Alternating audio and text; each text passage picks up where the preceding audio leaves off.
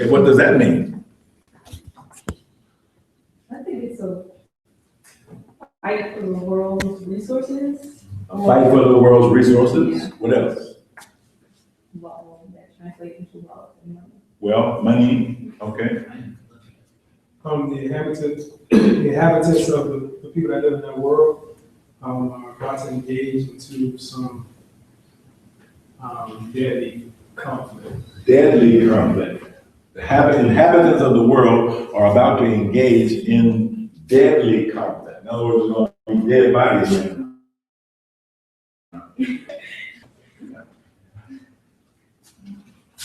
Okay, anybody else?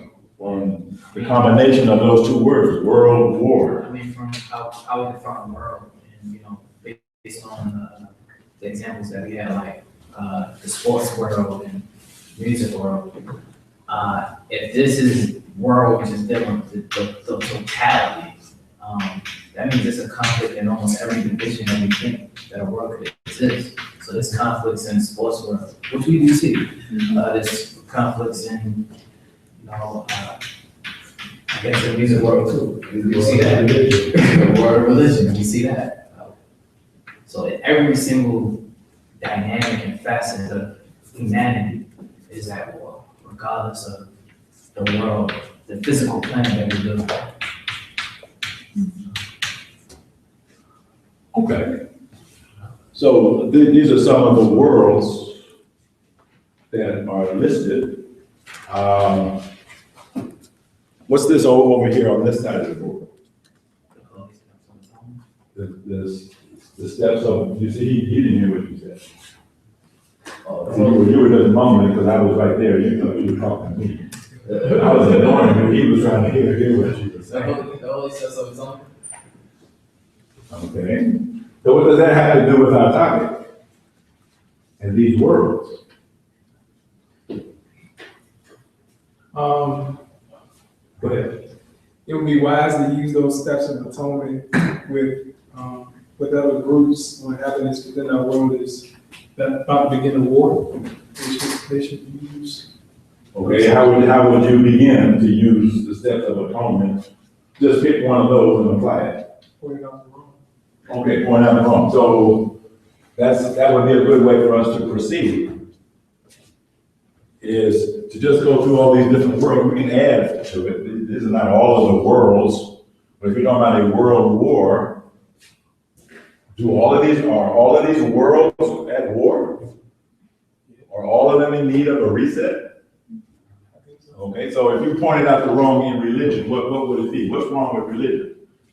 We're talking about contemporary, we're talking about 2015, right now. What's wrong with religion in the year 2015? Using God's name for murder. Fractionalism. Wait. Using God's name For murder. for murder. What is that? Can you give an example of what you mean? Because nobody would do that, would they? The Crusades, the Christian Crusades. No, we're talking about 2015. The terrorist attacks.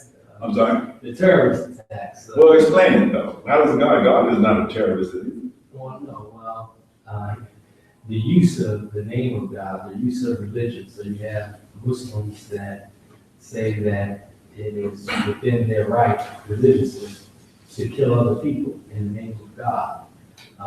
For political purposes, though, that's what it is. It's not in the name of God, it's for political purposes. But they do it in the name of God. But they do it in the name of God. So what sin is that? Hypocrisy. Well, is hypocrisy a sin? It's not one of the, what are the seven sins? Hey, but what is using the name of God to justify murder? What sin is that? Thou shalt not kill. It's breaking one of the commandments. Well, if you actually go kill somebody, then yeah, that's a violation of that, one of the 10 commandments. Well, pardon me? Wait. So what's another commandment? What's the first one? What's the first commandment of the 10 commandments? Love God. With all your hearts. No, well, those are the commandments of Jesus in the New Testament. We gotta get Love God with all thy heart, with all thy mind. Oh, no, the belief in one God, belief in. Well, that's in the Muslims. The Muslims don't, directly believe in the Ten Commandments. Treat others as you want to be treated. You want to Well, others. that's the golden rule. That's the biggest, that's like one of the biggest sins. So who? Yeah, but in the Sin to Ten who? Commandments, I mean, You mean the Ten Commandments? yeah, Thou shalt not. that has to do with what he said. Right? Well, that's one of the commandments too. So Worship but- idols? but- And that's an extreme paraphrase. But how is that commandment actually stated? Thou shalt not put another God before me. Well, that's almost it. Listen, That was NIV. That was NIV. that's what's on the internet. Thou shalt not have no other gods before me. Okay, read them all. Read them all, maybe.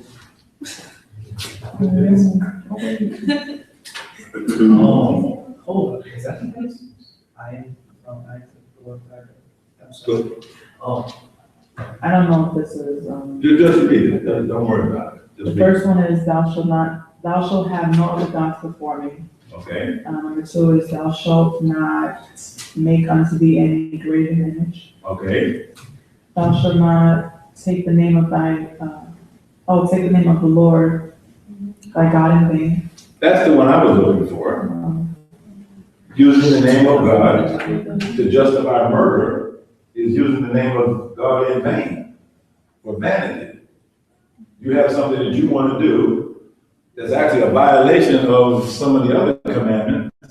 But what do? You say, well, it's because God told me to do this. We're doing this for the glory of God. Why don't you finish reading the other section? It says, remember the Sabbath day to keep it holy, and honor thy father and thy mother. Thou shalt not kill, thou shalt not commit adultery, thou shalt not steal, thou shalt not bear false witness against thy neighbor, and thou shalt not covet. The last one got trailed off, so he didn't hear what you said. Thou shalt not covet. Thou shalt not covet. Okay, so those are the reading of the Ten Commandments. So now tell me what's wrong with religion. All of them. Not following any of those. It's obvious. So the basic commandments of religion, and somebody mentioned the golden rule, do unto others as you would have others do unto you. That's not being followed. Somebody mentioned something else. Well, those are all the commandments, but there's somebody mentioned something else. Well, I haven't mentioned that, but there was something else. Love God with all your heart. And what's the second part of it? Love thy neighbor as thyself. Okay, so what's wrong with religion in 2015? You're whispering, she can't hear what you're saying. It doesn't. Look over there, see her? It's. Okay, talk to her. That would be a good rule in the study room. Talk to the furthest person in the room. Don't talk to the closest one. All of those things still happen in religion. Okay, Religion does not help to solve any of those issues. okay, so what's wrong with religion in 2015? That is not serving its purpose. It's fair. Okay, what's wrong with religion in 2015? He said it failed. What's wrong with religion in 2015? People aren't It following. exists. Ah! What did you say? People aren't following. Yeah, there are no religious people. Who mentioned hypocrites before? Yeah, the world is full of hypocrites. None of the Christians follow the Christian religion. None of the Muslims follow the Muslim religion. None of the Buddhists follow Buddhism. So what's wrong with religion? It's actually nothing. Was there something wrong with the commandments? Was there something wrong with the golden rule? No. Was there something wrong in what any of the prophets taught? No. No, it wasn't nothing wrong with it. What was wrong? What was wrong and what is wrong? Man. Yeah, people, us. So the problem in religion is us. We don't follow it. We don't like religion. So what do we like? To use it as an excuse to do what we want to do. Yeah, so if she read those 10 commandments and you just read them in reverse, the first one was what? Have no other gods before you. Okay, what do people do? Have a lot of that. They have a lot of gods. They have idols. They have things they worship. They worship money. What was the second one? Fame, power. That was the second commandment. You have to listen.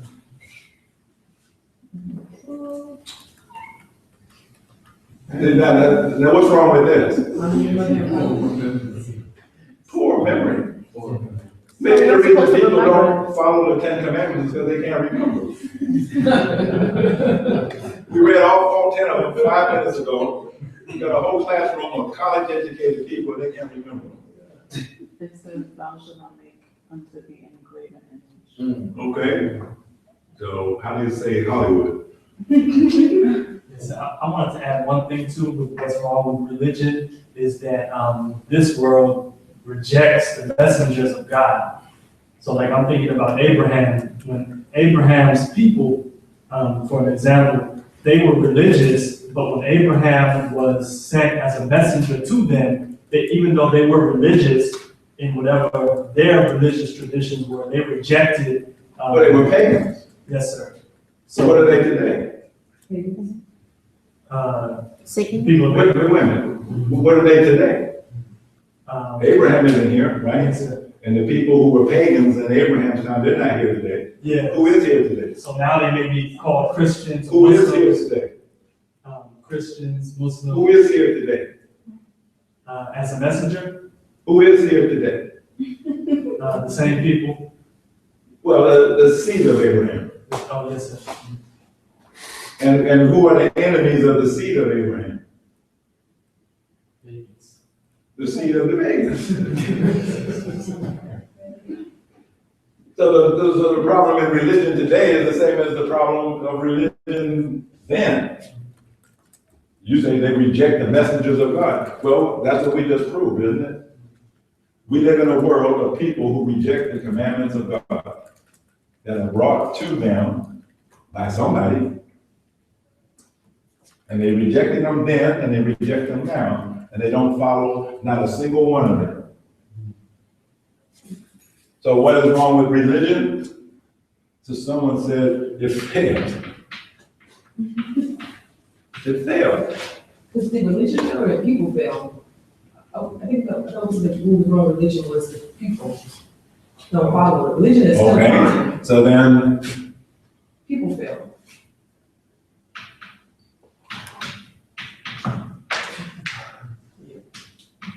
religious people have failed. The people who claim to be Christians and Jews and Muslims have failed to create a world that doesn't have world wars. You can think of a world war as a massive violation of every commandment of God. You had your hand up? I was just gonna say my issue with saying religion failed, but we don't have that word anymore, so it's fine. Well, I mean, it's just words, right? We don't worry about words. Yes, sir. I was going to say that, religion has been around for a long time, and I do agree that people have attempted to keep their religious obligations, but they haven't been strong enough. Yeah, they failed. Yeah. You're right. They haven't been strong enough in their religion. Is it because they haven't gone opposed? They haven't fought to oppose whatever was coming against it. So, like, say there's a group that wants to do by the religious, rules. Then there's a group that doesn't, but it seems like the ones that don't always seem to win. Yeah, they win. Yeah, so that's why this group failed. Because the other group won. They wanted to win more than the religious group. So it's like two teams on the football field. Who wants the victory more? Well, that's who's gonna win. All right, so let's move down. What is the wrong saying family life? And by family, I mean in the broadest sense, family and social life. You know, that whole basis of community life, civic life, public life. What's wrong in the society, you could say? What's wrong in the family of man? Oh, I think that if you think of family as an extension of religion, then it would be the same problem. It would be failure as well. Like people are not family in the sense. Okay, so which of the 10 commandments relates to family? Honor thy father and mother, love thy brother, love thy neighbor. Okay, and? Thou shalt not commit adultery. Thou shalt not commit adultery, thou shalt not kill, Thou shalt not covet thy neighbor's wife. thou Yeah, shalt not steal. yeah. See, so just, if you're violating all of those commandments in the first column there under religion, you can't possibly have a family.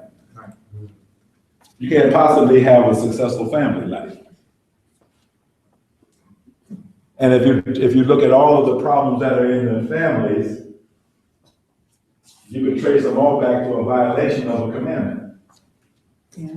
And if only you hadn't done that, then you wouldn't be suffering with what you're suffering.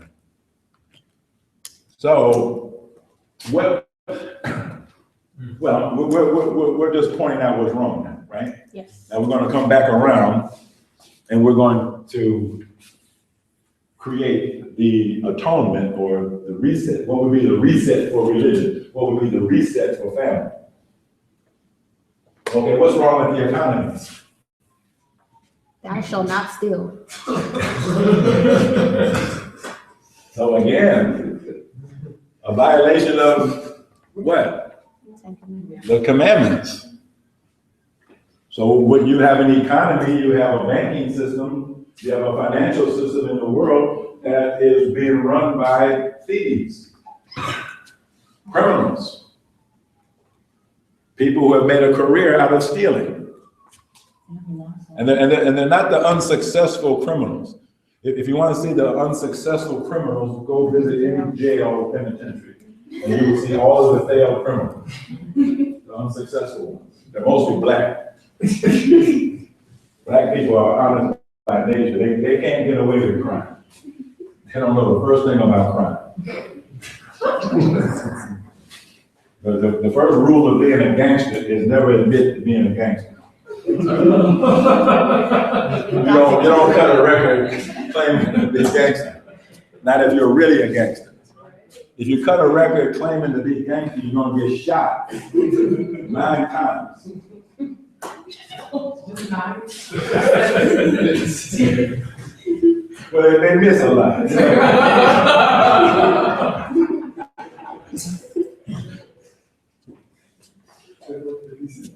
And the real life gangsters are appointed people that are the gatekeepers of the Well, wait a minute, who appoints them? You said they are appointed.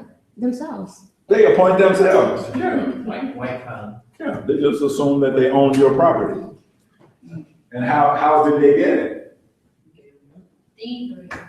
Yeah, thievery, but what are the methods of thieving? Do they break in your house at night and take your cookies? No, they make policies and laws. Like what? Like, What kind of policy would be a policy of thievery? like regulating, Mortgage. Wait. like regulating, what you produce, like farm Okay. produce. Interest. So you can give an example of how that is thievery though. Because I could imagine you could regulate it. We want to regulate the farmers, make sure all the food is safe. That's not stealing, is it? It is, yeah. Yeah. I don't know, I did this, I studied a case about raisin growers, and it was just, this relates to that, I'm trying to figure out how to put it together, and Don't worry about how to put it together, just say it. Just say it. Okay, while she's figuring out how to put it together, why don't you say it? People have claimed things that are meant for everybody as their own, such as natural resources like water. Yeah, how about the privatization of things like water? yeah. The privatization of transportation, the privatization of education, the privatization of pension funds, the privatization of what? Loans. Loans, education, but even bigger than all of those. Oh, the government, the money. Privatization of the money. So that every time the Federal Reserve Bank prints a dollar, they just stole money.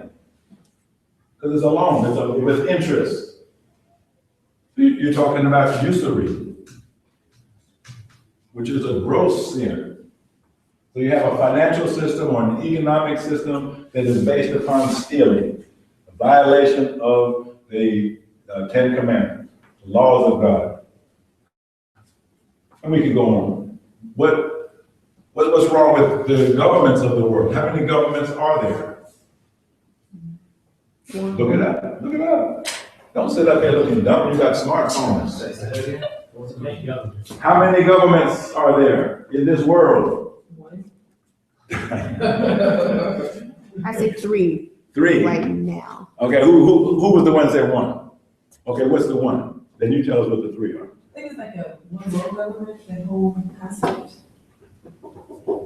That, what? What was it? Who is it? I mean, you said one world government. Where is it? Where's the capital of it? Who's the president of it? Whatever, the king of it, whatever. City of London, isn't that the capital of it? Well, The district inside London. the city The city of London. But this is 2015 now. So is the city of London still the center of world finance? I kind of agree with, I'm not sure who it was, I don't know if this is their train of thought, but I think it was, I think you could look at it in the political sense of the governments of every country, it's 200 or so, but I think there's really one government, it's the government of Satan. I think the Bible refers to Satan as the prince of this world, so he's in a position of rulership. Now, Satan is just symbolic. Who is this though? Yeah, Satan. Who are you talking about? Yes, sir. I If think, I said, who is the president of the United States, you know who that is. yes, sir. Okay, if you say, So, who is the head of this one world government? so the Satan is not an individual human being, but it's Oh. anyone who operates with a mind. No, you. I mean, we could name names of, Well, name one, name the guy at the top. yes, sir. So like an individual we know of is Rothschild, and his, Is he the ruler of the world?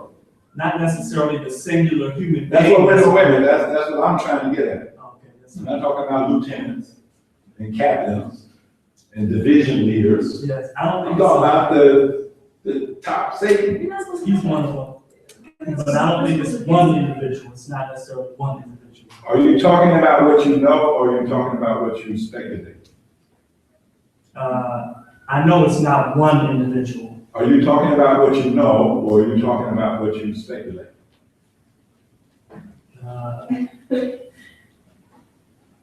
I guess I can't know 100%. So then should we conclude that you're speculating? I mean, I'm speculating, yes, sir, based on. I thought so.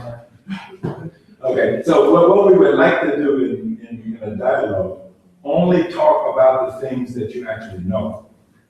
See, it sounds like you're talking about something you heard about, but you don't actually know it.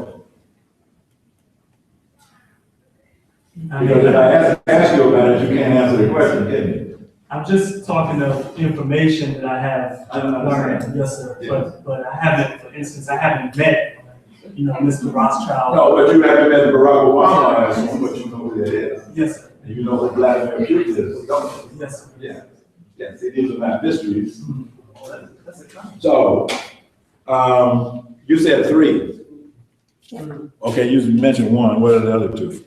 I probably would want to say 5, but I'm going to say 3 5. maybe. Okay, well, you said, okay, So- you changed your mind. You're always So- allowed to change your mind. Russia is its own government. China has its own government. I'm going to call this group NATO because it's the U.S., it's Europe, all of those that Europe still has under its wing. Okay, And that's then the NATO, there's- North Atlantic Treaty Organization. Yeah, I'm going to call them a government. Okay, the EU, the European Union, the Atlantic, what do they call it? It's called the Atlantic Council. Yes, the Atlantic Council.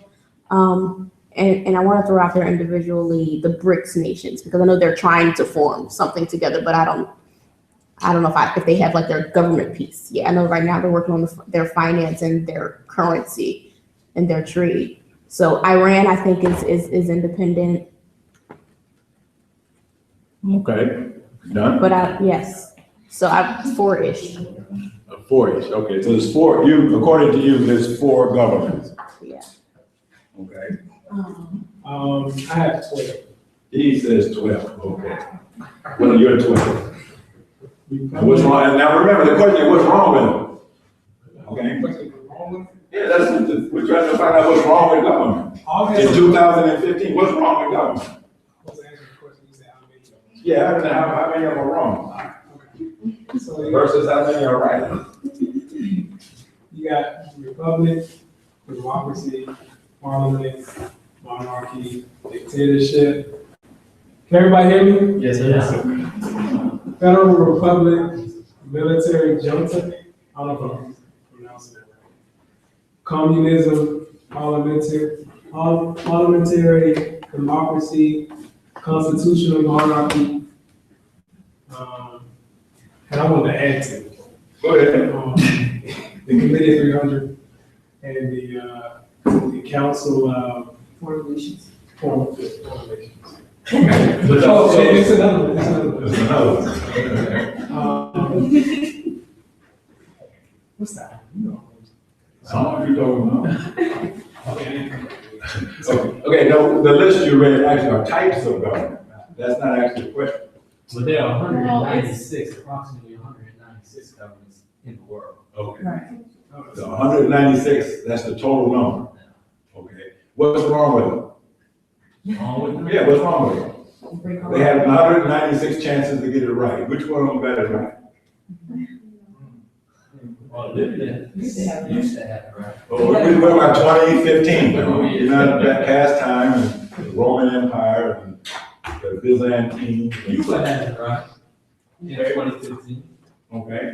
Who else had it right? How do you know Cuba has it right? Sorry. Well, they have, right is relative. They have a free education system. I think that's right enough for me. Okay. So you only mentioned one that has it right, according to you. Well, you mean all 195 other ones have it wrong? That's the only one I'm familiar that has it right. Okay, anybody else? Does anybody know of any government that has it right, that's doing it right? One guy that runs the world. I guess I'm still talking about. Well, but who is that one guy? Who is that one government and who's the one guy? No. So you can't point to it. I mean, I don't think you I can. think you're supposed to not be able to point to it. Like, I think, like you said earlier. He's here, he's there, he's everywhere, right? I don't think it's something that they're gonna tell you on YouTube when they can leave. I think it's documented. Probably not. So which government has it? He says Cuba. Any other candidates for having it right under the list of governments? Yes. So then the score for governments would be 195 to 1. So what does that equal? Failure. Failure.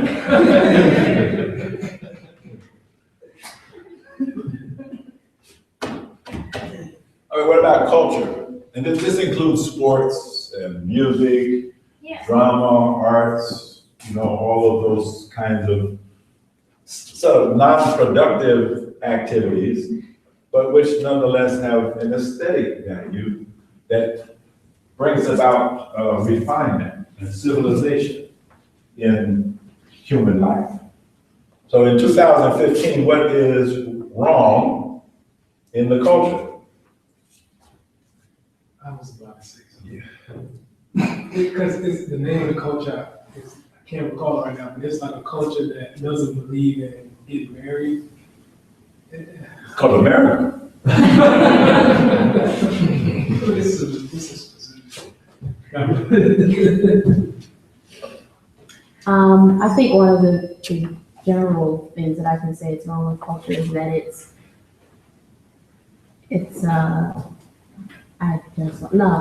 that I think it's controlled in a kind of way. It's streamlined.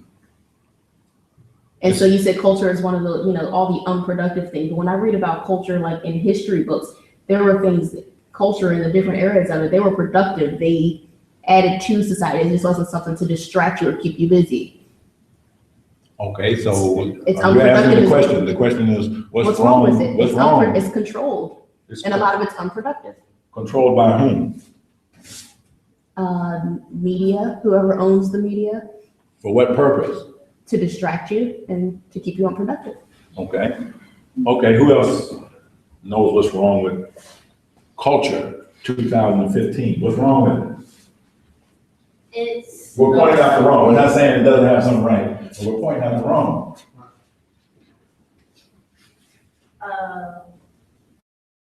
Well, that was controlled by, the media and their lot of culture. That's what she said. You're not allowed to say what she said. Okay. You have to come up with your own. There are a lot of culture vultures. Culture. Yeah. Okay. That people in other countries believe that to be well. Okay. Who else knows something wrong about the culture? What's wrong with it? It doesn't produce free thinkers. Doesn't produce, what does it produce then? Slaves. Robots, Robots, slaves. zombies. Okay, what else is wrong with the culture? Lack of diversity? Diversity? Well, Yeah. no, I have 153 channels. Well, I mean, you talking about a culture or cultures, because there's many cultures. Well, whatever you, okay, but I shouldn't. So I feel like when I mean diversity, I feel like, we live in a very Eurocentric society, so. Oh, you mean that? Tunneled through Western ideas of culture. So what does that call? I guess it's the same thing, control. Control, yeah, but that's such a general word. What is it that you just described? You just described something. Come on, help. She just described something. What did she just describe? Brainwashing. That's so harsh. I gave you both ends. I don't know. Seeing things out of other people's eyes, out of other people's eyes, so you lack your culture, you don't know who you are. Okay, but what is that? What is that whole process? That's right, but what's the process called? Oh, I wasn't into that one. Institutionalizing. It is institutionalized, you're right. That's cultural imperialism. Cultural imperialism. We're going to dominate your mind with our stories, our music, our cultural viewpoint.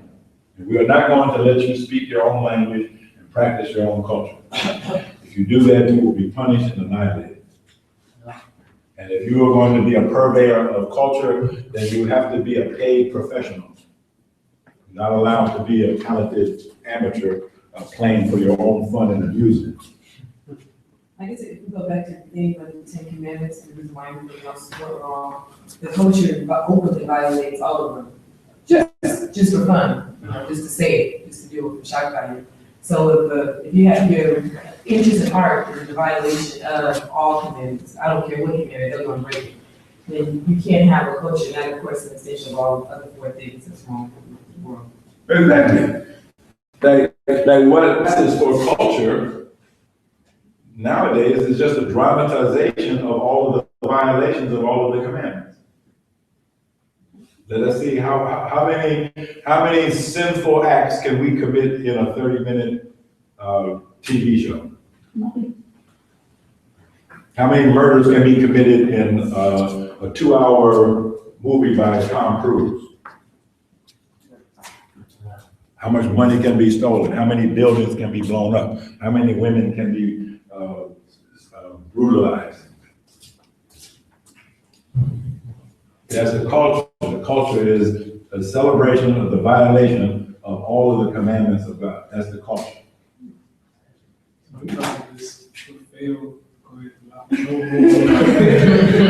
Yeah, it kind of gets to be a pattern, see? We got help, right? Pardon? No help is right, that's a success. Well, I'm here. Yeah. LOL by help.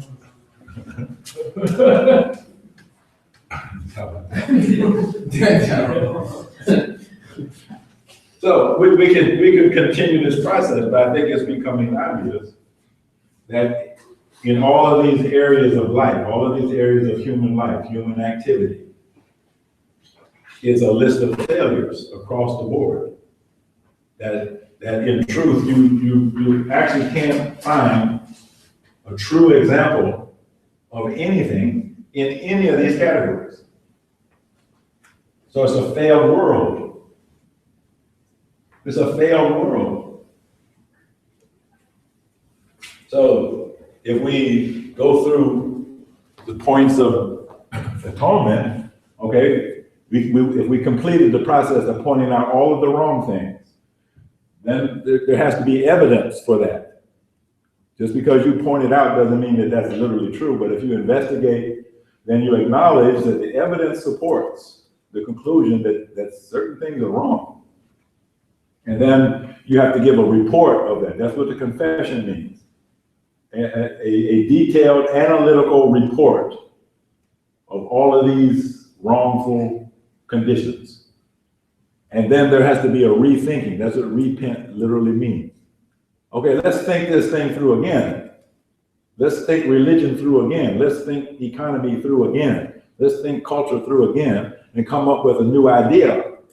And then that new idea becomes the atonement. Or, to use the slang, the atonement is the reset. That's how you reset. What happens when, an individual look at all of the worlds here and see that, throughout history that they haven't been recessed, the recess failed? Okay, give an example. Let's take religion for instance. Before, just deal with the Old Testament versus the New Testament. The Old Testament given to the children of Israel for the sake of them being rebellious and trying to bring them to the right path or straight path. It was said that they failed, and a new doctrine or a new word was revealed for the sake of bringing the people back to the right path. With the New Testament, again, that was a quote unquote fail, supposedly. And then you have the Quran, which came 2,000 years after the fact, which was supposed to do the exact same thing, bring people back to the straight path. No, not 2,000 years. Well, talking 2,000 years after the New Testament. No. Oh, is that it?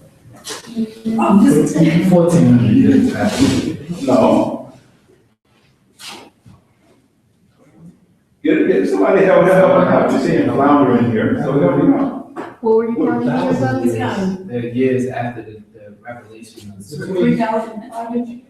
What was the distance in time between, say, Prophet Jesus and Prophet Muhammad? About 600, about 1,000 years. What was the birth date of Prophet Muhammad? 632. So you got smartphones here. Look around, looking dumb. You got smartphones. It's not dumb than having a smartphone and then saying you don't know the answer. You know the answer to everything.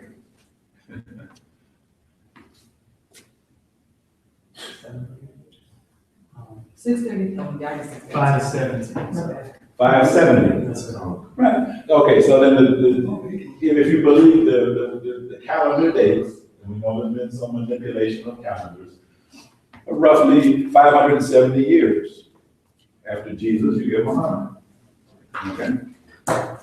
So your point was, however, What happens if the reset, continues the cycle of quote unquote failure? well, you're calling them resets. Yeah.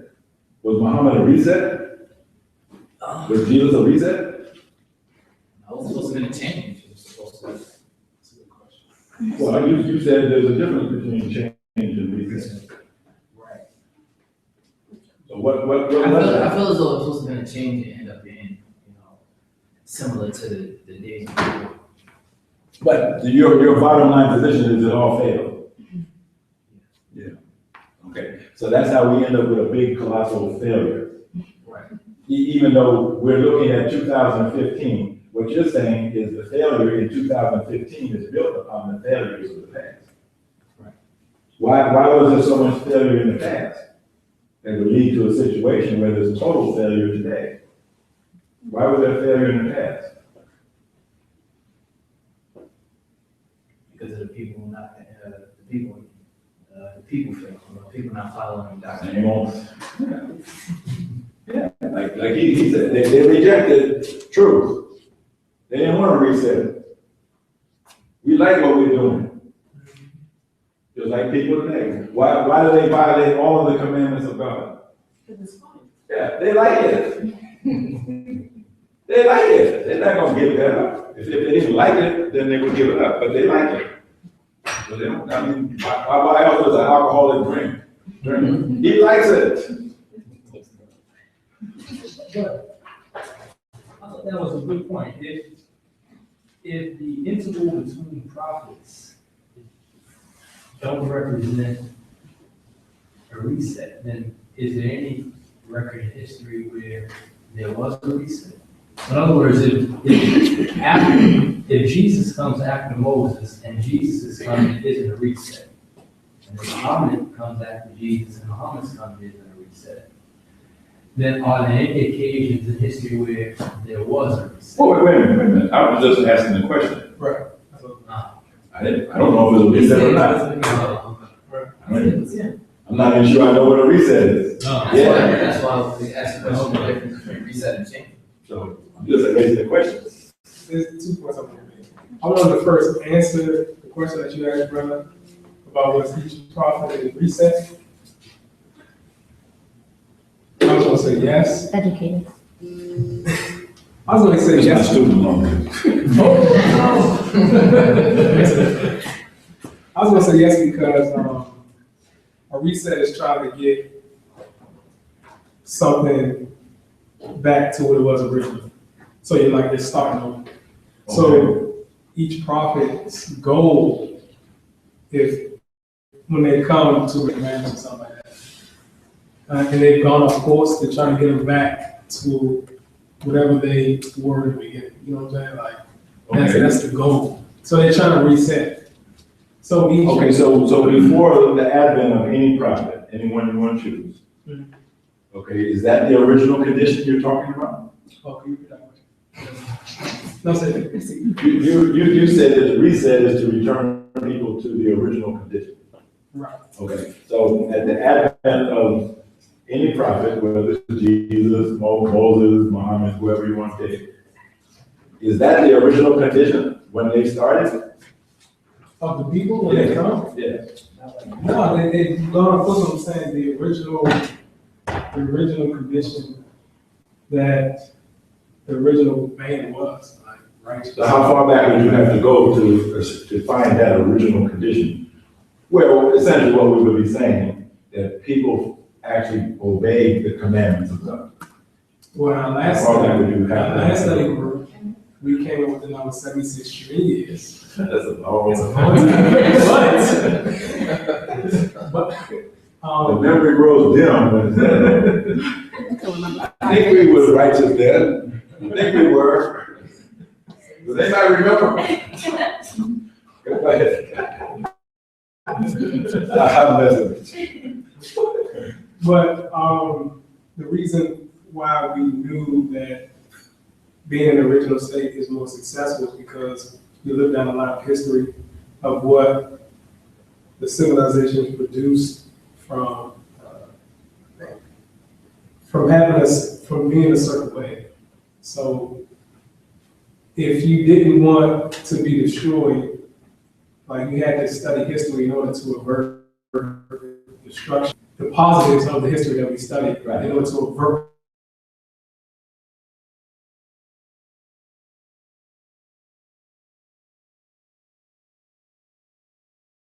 If they didn't reset it, then that civilization would be on the verge of destruction. Right. Basically. Yeah, exactly. I mean, what you're saying is right, that if you read the Quran, or even in a certain way the Bible, but especially the Quran says, travel in the land and see what befell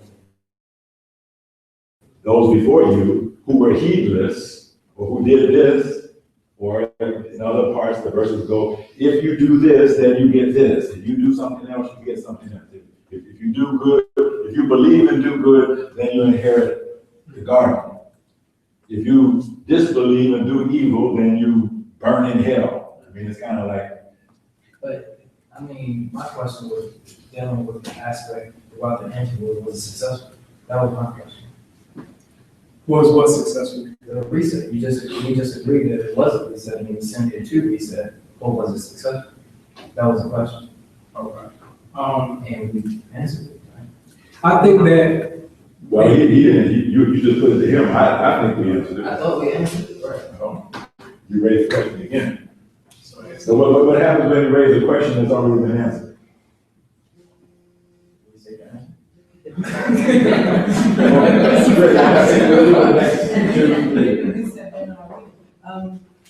I guess like when you think of reset, and I think with what I think of when I thought it was like a video game, so you reset the game. But when you reset a game, when you're playing it, it's to get better. Like say you can see that you're about to lose or you have lost, and so you want to start over. And so, but you don't reset it to go back to the same level, just to reset it again. I don't think prophets come to have you go 4 steps and we're gonna go 10 steps backwards. It's to get better at it. So it should be more advancement from Prophet Jesus to Prophet Muhammad, going back to Moses and Abraham. It should be, you should be getting better. So, and if we say that Prophet Muhammad is the last and final prophet, and that's what it's always been taught in all of the books. If that were to be true. Not all of them. Well, some of them. I saw Jesus first. Well, Jesus, anyway. If those, it's so say things believe that he's the last and final prophet. And that means that the world as we know it just would have to destroy itself, because there's no one to come along that's gonna be able to compare to Jesus to actually hit the reset button. So Okay, now what is the reset then? Total destruction. No, wait. It's not about destroying everything. Wait. See, they established that you could look at the advent of the prophets in the past as a reset, and I think the consensus is they all failed. Okay, so now, if there's going to be a reset now after all of those failures, what would that necessitate? That's what I was. But I don't know if the prophets felt, I don't know if I agree with that line of reasoning. It sounds good, but I don't know if I think that they failed or the people failed to follow what they did. If you align them all together, they pretty much are saying the same things, that they, of course, were taking a step forward. But if you just went back to the way that was taught, then there should be no need for anyone to come along to teach you what's already out there. I think the problem is that we're not following it. So Okay, so then what? So the reset button will be to actually follow the way that you're taught. Okay, we have the coin of phrase, so this is the time in which you'll be done. Okay, I think you were next. Yes, sir. I was gonna say that, I don't think there was a messenger or a prophet who had the effect of resetting the whole. I think that's a distinction. So they call Prophet Muhammad the world prophet. Yes, sir. They call him that? Yeah. Haven't they taken the cross of Jesus Christ, our Savior, haven't they taken it to the 4 corners of the earth? They get the Holy Ghost in North Korea. Yes, sir. They are. That's what. I've seen them get the Holy Ghost in America. I've seen it with my own eyes. No, Muslims get the Holy Ghost. The Holy Ghost ain't confined to Christians. You got some Holy Ghost Muslims too. Anyhow, I mess with everybody tonight. I don't know if you were done. Oh, yes, and no, that was mainly my point. It's just that there hasn't been a messenger who's had the effect of resetting the whole world. They may have reset. Okay, so then what does that tell you about 2015? So I think the scriptures say God himself has to reset the whole world. Yeah, okay, so, hold that point, your hand was up. Yes, I was gonna pretty much speak in line with what the brother just said. You know, the Holy Quran talks about a 50,000 year period. You know, that's why when the brother asked when we first Where is started. that in the Holy Quran? Who has the Holy Quran? Go. Yeah, I don't have one of them. And I don't have this one. But it does talk about a 50,000 year period, and we talk also about a 50,000 year universal cycle or universal change, which to me signifies a reset, an actual reset, rather than sending prophets in the world prophesying about an actual time to come. Which is different from actually having the power to push a reset button, or to actually reset. So, you know, a lot of times I think the cycles that we're dealing with in our lives, you know, we may be dealing with like 100-year cycles, which really is a cycle, but it's not a cycle of an actual universal world reset, or, you know, like a world reset. 7, 4. Somebody find this. Yeah, What are we looking for? I think We're looking for the 50,000 year verse. Yeah, you had your. And I don't know, But wait a minute now, we're gonna come back to what he said. and I don't want to misquote what you said, but I believe you said something like, you don't believe, each prophet needed a total reset, like they should have totally reset, they should. No, I said they didn't totally reset. So they did. No, they didn't. That's the reason why in that Quran they'll say that, you know, people of the book, and they'll tell stories from other books, because they kept it going. They didn't just say, lash out on everything that happened before, and so we're gonna do something totally new. We're gonna break the game. Okay, so he has the verse. so. Chapter 70, the ways of the sin. Section 1. Wait a minute, you're reading the Quran. You're supposed to read that. Chapter 70, the ways of the sin, section 1, verse 1 through 4. In the name of Allah, the Beneficent, the Merciful, a question I asked about the chastisement to befall the disbelievers, there is none to avert. From Allah, Lord of the ways of ascent, to him ascend the angels and the spirit in a day, the measure of which is 50,000 years. Yeah, so what does that mean? Well, why don't you read it slow, so you read it so fast that nobody actually understood what you said. 50,000. In the name of Allah, Now, you don't have to read all four, just want you to read the word chastisement, that verse that has the chastisement. read from the word chastisement? Yeah. A question I asked about the chastisement. Wait a minute, why are you reading so fast? A questioner. Questioner. Well, listen. When you're reading, or when you're reciting anything, and I'm exaggerating right now, you pronounce every single syllable in every single word, and then you get the full power and meaning of words. But when you run over them and slur them together, you diminish the power of the words, and the meaning does not come through. So pronounce every syllable distinctly. A questioner Just like you white or something. asked about the chastisement Don't be afraid of him, buddy. A questioner asked about the chastisement to befall the disbelievers, there is none to avert. From Allah, Lord of the ways of ascent, to him ascend the angels and the spirit in a day, the measure of which is 50,000 years. Okay, so what does that mean? You read it, now tell us what it means. I gotta take time. Go ahead. Okay, well, since you brought it up first, why don't you tell what it means? Well, I've always interpreted it as meaning that that was the last time that the majority of the world was in obedience to God. 50,000 years ago. Yeah, Okay. because that reminds me of what Don Black Mama said. He said that 50,000 years ago, So you're talking so fast. 50,000 years ago. I was trying to think of what he said, and to say it, but he said that brought in a new world of thinking. Okay. 50,000 years ago. So when I heard him say that, it made me think about what was the civilization like in that 50,000 years ago. Well, what did he say the man was like 50,000 years ago that was the subject of that story? What did he say the man was like? He was rebellious. He was a rebel, Shabazz. You could call him a rebel, yeah.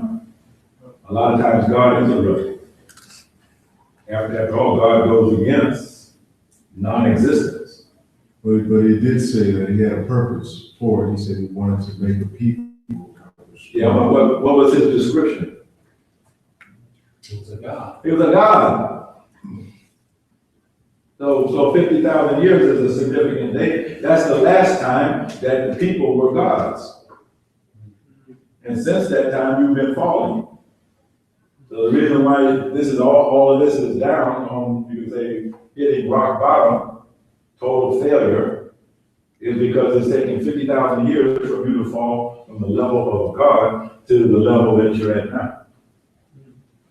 I think that the title of the chapter is really telling us the ways of ascent. So if this is the way to go up in that section, this is how you actually ascend and get higher.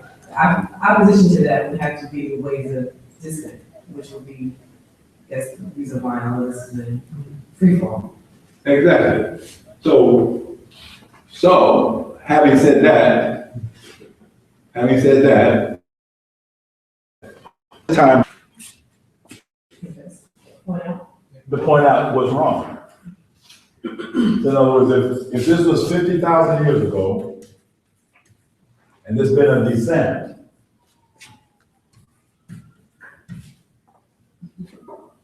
then along the way, these are all the things that went wrong. Right?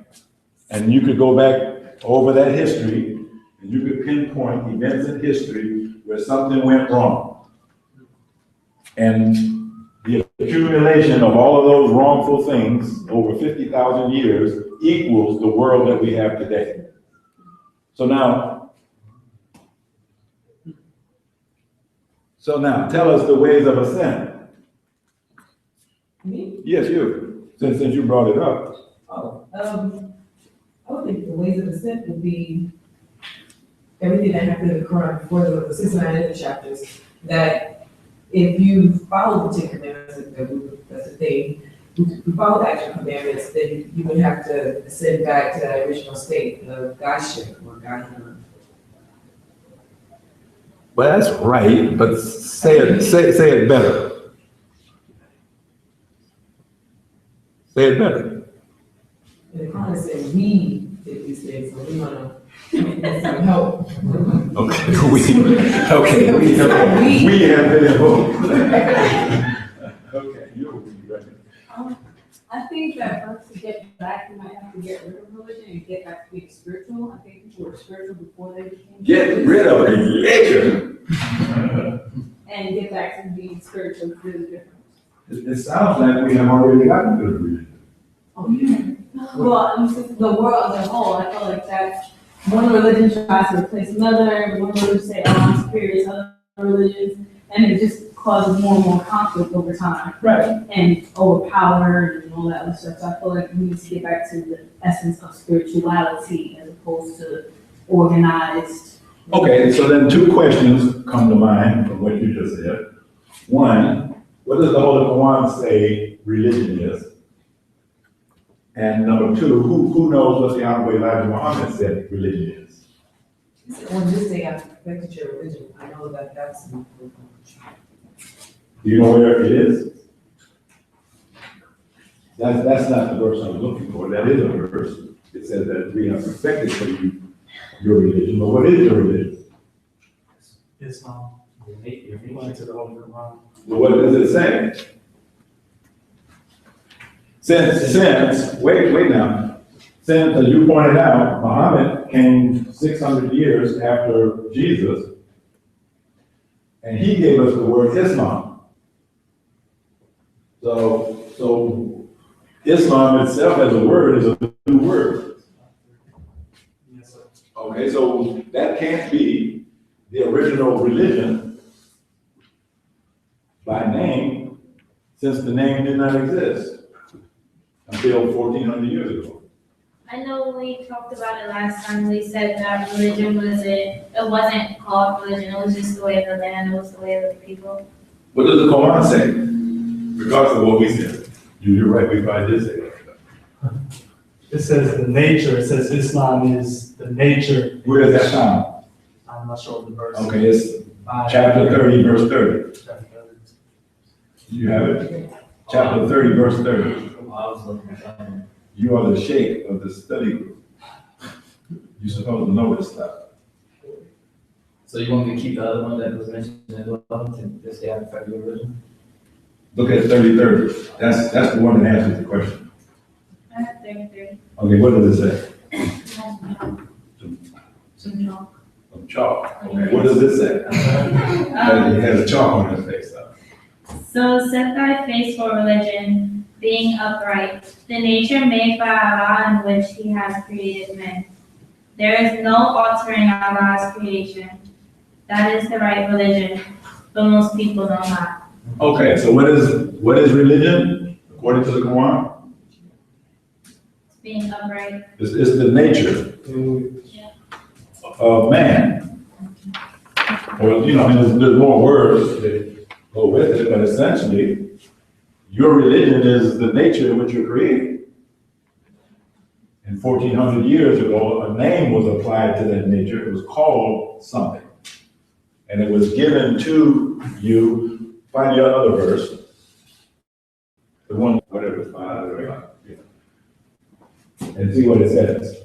So the go against religion or trying to get rid of religion would be trying to get rid of your own nature. I think you said earlier that we have already gotten rid of religion. So is that the reason why people are not having the national self?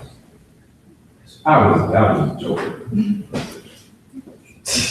It sound like. Well, no, but there's an element of truth to it, but I mean, don't take it literally. Because the Quran just says that there's no altering Allah's creation. And if the right religion is the nature of man, then you can't abolish it. What you can abolish is false religion. That has nothing to do with the nature of man. So what does that say? Within verse 3. Within, that's a long verse. Now, why are you whispering? It's not a secret. In the name of Allah, the Beneficent and Merciful, this day have those who disbelieve despaired of your religion. So fear them not and fear me.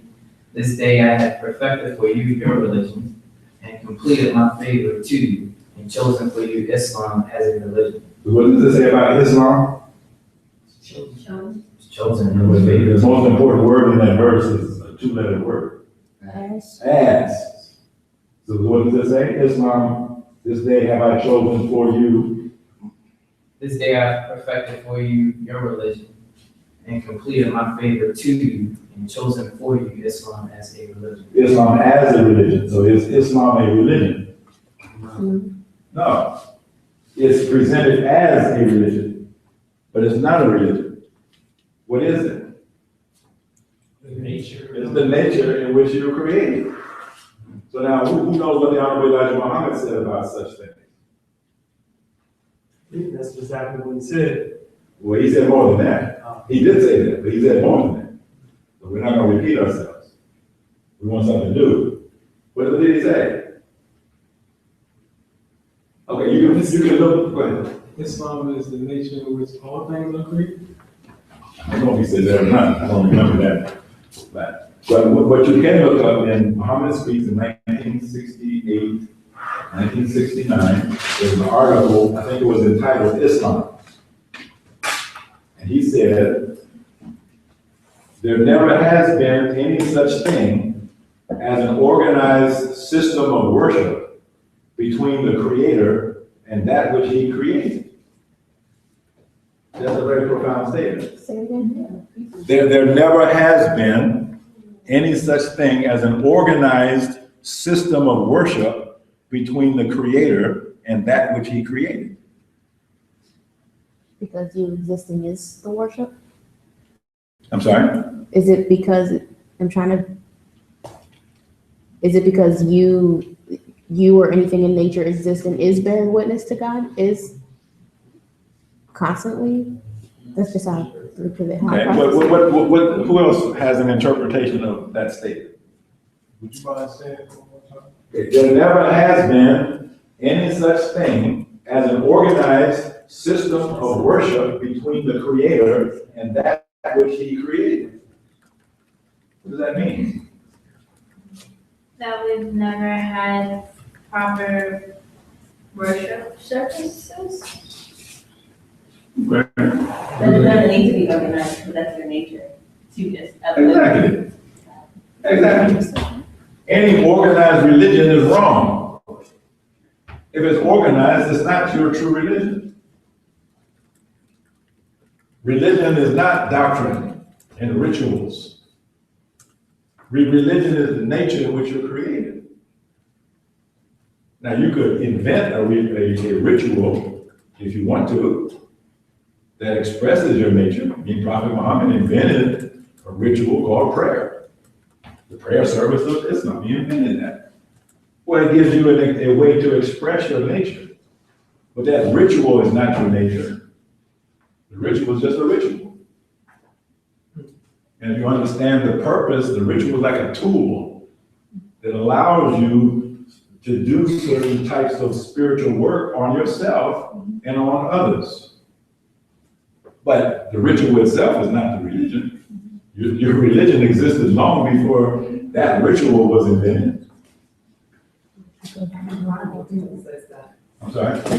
People say things like that, like, sun and stars, all of them, Muslims, they think about it being a creation, like that Islam existed before people existed. Okay. Right, so now, we're working on this ways of ascent. So, having said what we just said, the quote from the Honorable Elijah Muhammad, never any such thing as an organized system of worship, and the Quran giving Islam as a religion, but making it clear it's not a religion, and then in another verse, being more explicit, telling you exactly what it is, it's the nature made by Allah which He created man. Okay, so now put all that together and tell us how we get back up. Each individual person needs to reset themselves. Good. How would you do that? What would be the major reset for each individual? Did everybody hear what he said? Okay. What would be the reset that each individual would have to? I mean, if you were going to push your reset button, what would? What I do, Yeah. I will point out my wrongs. I would atone with myself. Let's jump right down to number 9. You asked what I would do. That's okay. All right. Oh, okay, you know what I do. This is what I do, man. I change that. You can always change your mind. You can always change your mind. It's yours. You can do anything you want with it. From this day forward, like I could live, strive to live a better life. I agree. You sound like one of them old prophets. Striving to do a better job. Hoping what? For mercy. Drop all organized religion. Pardon? Drop all organized religion. Say what? Drop all Drop. organized religion. How would you do that? Unlearn it. Unlearn. How would you unlearn Try more to just do what's natural to you, and then eventually you'll fade. it? Okay. All right, pretty good. Yeah, you would drop organized religion. So what is happening in the world of religion that's along those lines? people, you already said that nobody really religious. Yeah, I mean, really, all of the religious institutions that you know have been trashed. All of them have been dropped, you could say. You know, when you say Catholic Church, what do you think about? Little boys. Pedophilia. You don't think about Jesus. You think about Father Joseph in the rectory with little Jimmy. How do you learn? Whatever a rectory is, I don't even know. I thought you were about to say something else when you said rights. Maybe he got confused about what the rectory is too. Get out the dictionary so we don't get confused. Anyhow. That's some funny stuff. So you can see, look at what has happened to Islam. What is the image of Islam? Terrorism. They cut your head off. If you don't recite your lessons right, they'll cut your head off. We say it and we're gonna kill you, even if you're 5 years old. What has happened to Judaism? Zionism. Yeah, it's been taken over by criminal Zionists and made into some instrument or tool of mass murder, genocide. You see, so, yeah, religions have been dropped down the toilet. All of them. I got a question. A question. Because some people are only sane because of it. Like some people. Those are the craziest ones. But like, I don't know how to explain. Well, just say it. Don't try to explain it. Just say it. Some people won't be able to live without religion. Like some people just won't be able to reset. So then what should they do? Exactly. Exile them out. We tried exile 6,000 years ago. It was only a temporary solution. If you say what are the failures in religion, one of the failures was Prophet Muhammad didn't kill his enemies. He let them live. And so then those same hypocrites, they were the ones that came back after his death and corrupted the whole religion. He should have killed him. But he was a religious man, right? So what did he have? Mercy. But what did Jesus say about his enemies? Yeah, pray for those who despitefully use. Father, forgive them, for they know not what they do. He should have said, Father, why don't you kill all of them? Then we wouldn't have to be worried with them today. But since nobody actually ever did that, then all of these criminals are still here. And they're more powerful than ever. So if you look at the Bible lays it out. In the beginning, Satan was a snake. What is he at the end? A dragon. That's a big snake, isn't it? See, so we shouldn't have fed the snake. I think you handled it. Well, I was going to ask you a question or ask a question. Wasn't there one prophet that asked God to kill all? Wasn't there one? Was it a lot. It was eight. I didn't ask. I was trying to figure out which one it was. I don't know of any that asked for all the people to be killed. I think Abraham and Lot, they begged God not to kill them. Yeah. And God said, well, go find 50 righteous. You couldn't find 50. Okay, go find 10. Couldn't find 10. Go find 5. Go find 1. And couldn't find 1. So then he had to agree with God, it's time for a reset. And so fire and brimstone came down on Sodom and Gomorrah. Okay, so based on what we have here, laid out here, suppose God asked you to go find 50 righteous.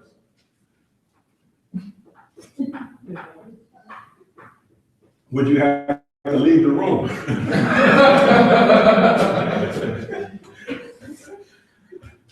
to make way for the 50.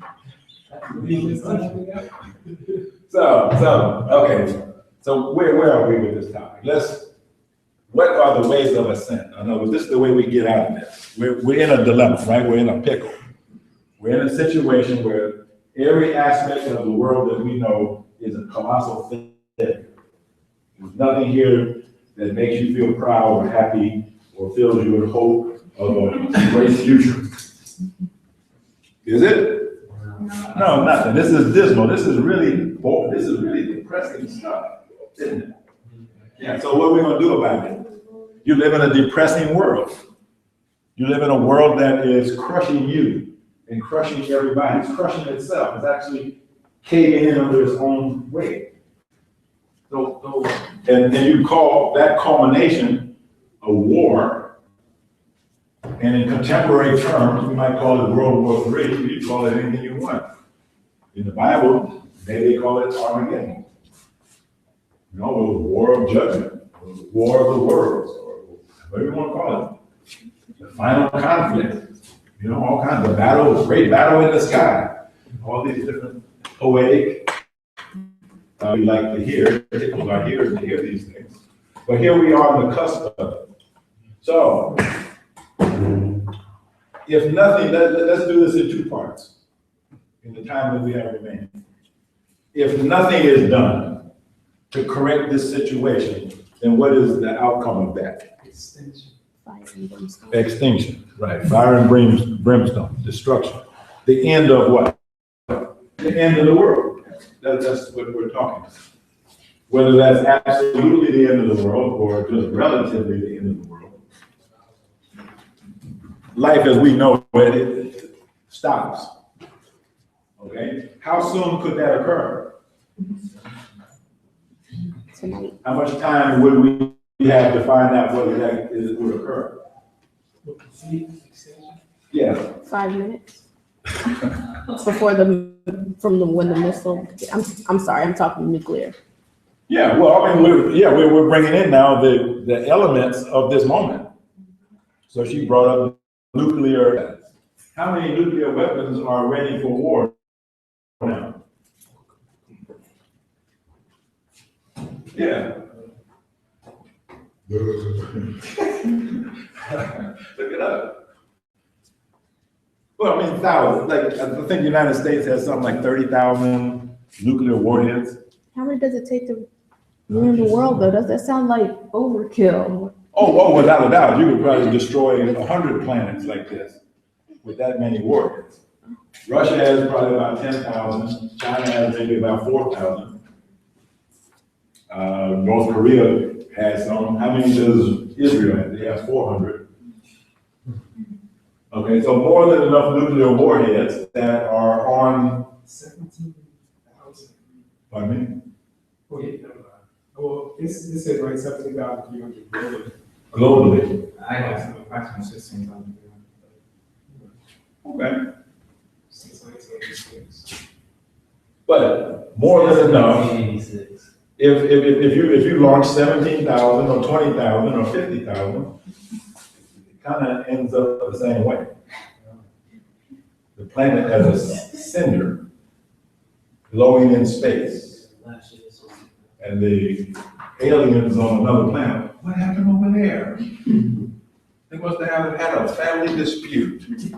That just makes you think that when you hear about other planets destroying or becoming dust, and scientists and the historians telling about those other planets, they speak of it as if it happened because there was some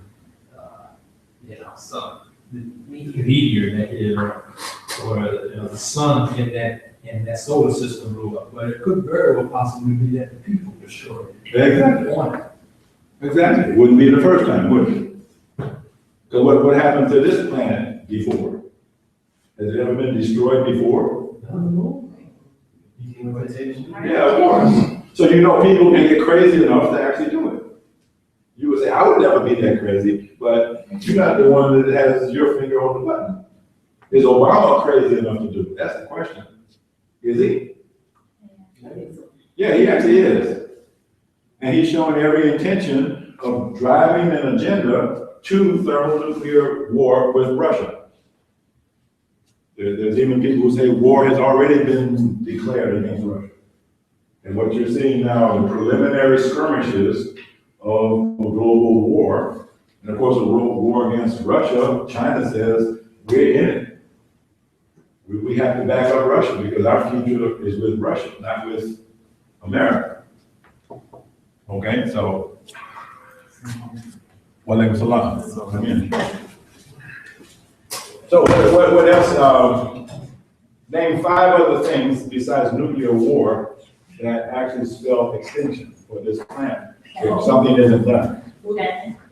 Famine. What does famine mean? No food. So why would famine be something to be concerned about in 2015? What do you know about it? What makes you say that? Like the droughts that are going on in the West.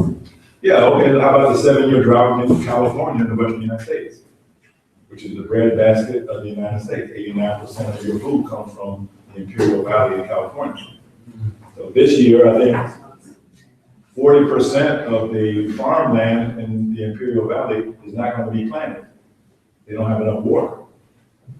Okay, so what happens with a 40% reduction in food supply? Yeah, a lot of people starve. 52 million families in America are already on food stamps. Okay?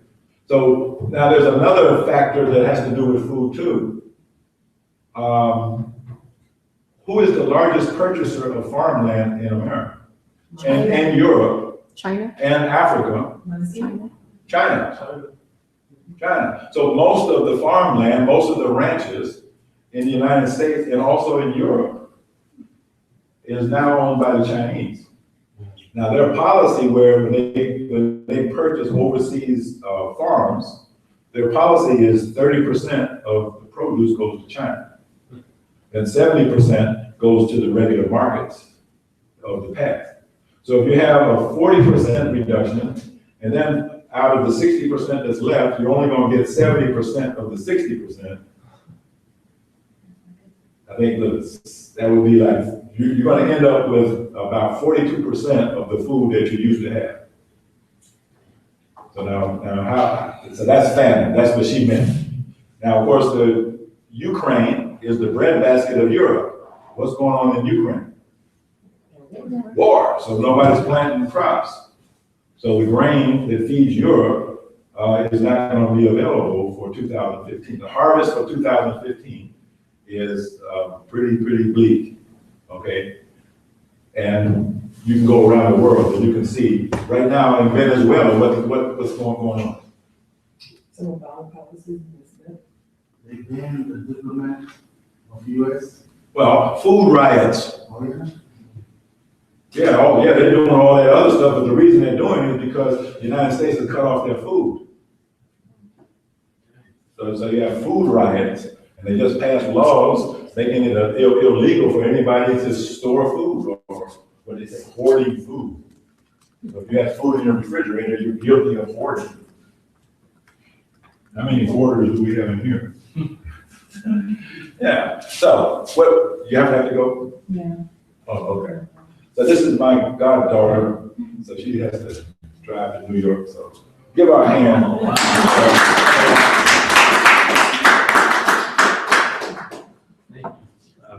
Okay, be safe. Okay. Have a good night. So we could go, well, let's look at this, and this as quickly as we can. What would current trends in the economy produce if nothing is done, if there's no reset? What is the outlook? We're talking globally now, not necessarily talking locally. Globally. Global depression. Global depression, and what does that mean? Riots. That means riots, starvation, murder, everything. Yeah, and a lot of little wars over food. Okay, taking place all over the planet. Okay, what is the usury is related to debt.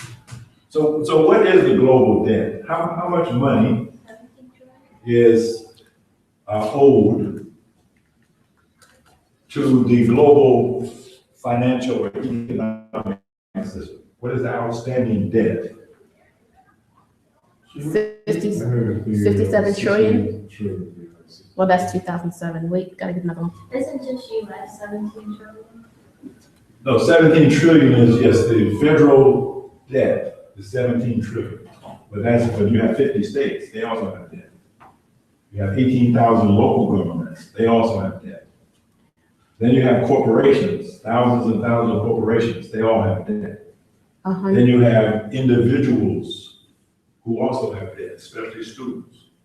Okay, so if you added the sum total of all of that up, not just for this country, but for the whole world, what figure do you come up with?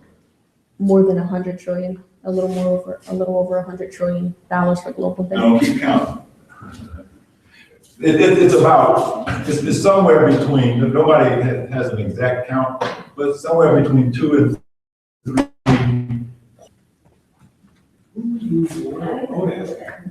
You owe it to the private bankers. You owe it to the people that you were talking about before. The Rockefellers, the Rothschilds, the Kumlos of the world. Is quadrillion come after trillion? Yes. That's real. So the total global indebtedness is $2 to $3 quadrillion. And it's very difficult to wrap your mind around how big a figure that is.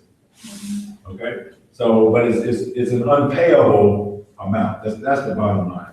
Just like when you look at your debt as an individual, the word unpayable comes to mind. Because if you could pay it, you would pay it right now. But what are you hoping to do? Get a new identity. No, well, I mean, with your debt, what are you hoping to do? Pay it off. I should have talked up here.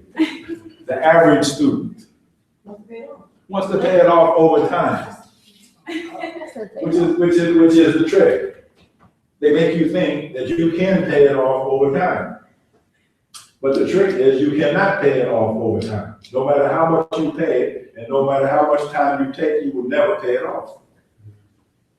Unless you win the lottery and you have a lump sum amount and you go just pay it off. But that doesn't happen very often. So that's what happens to countries too. They get loans that they can never pay off. So then what happens to the country and what happens to you with unpayable debt? Well, I think Credit rating goes down. Oh, well, that's true. what I think. So they just downgraded Russia's credit rating, the Russian bonds, to junk status. So what does that mean? Nothing to Russia. Nothing to Russia, according to Moody's, not you.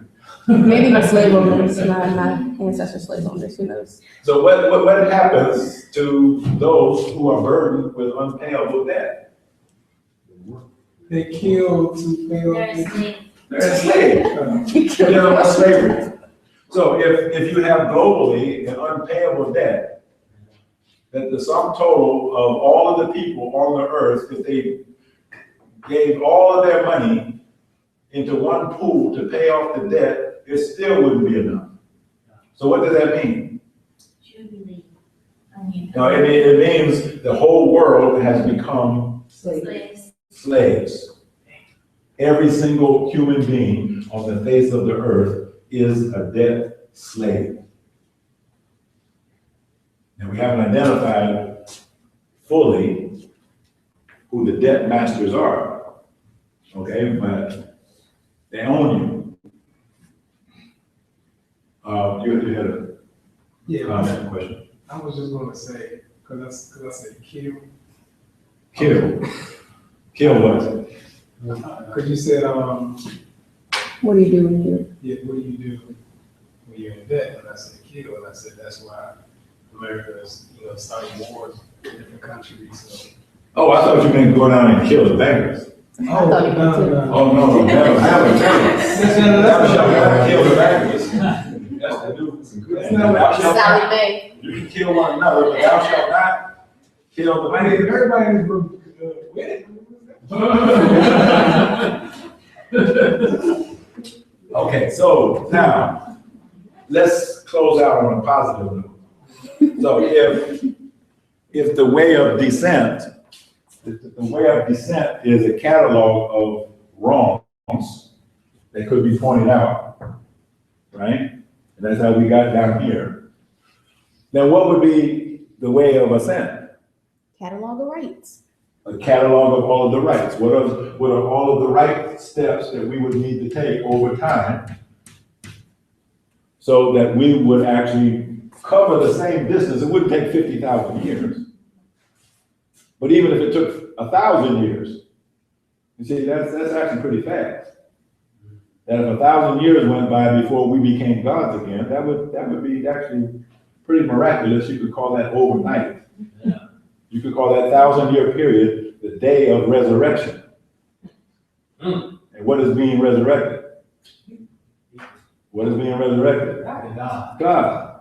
See, the story of Jesus is what? You have a tomb,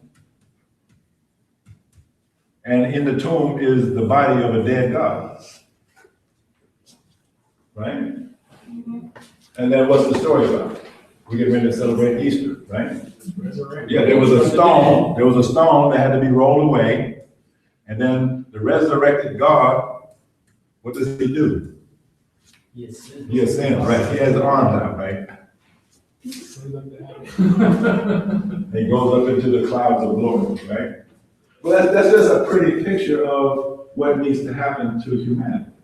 You are the dead God.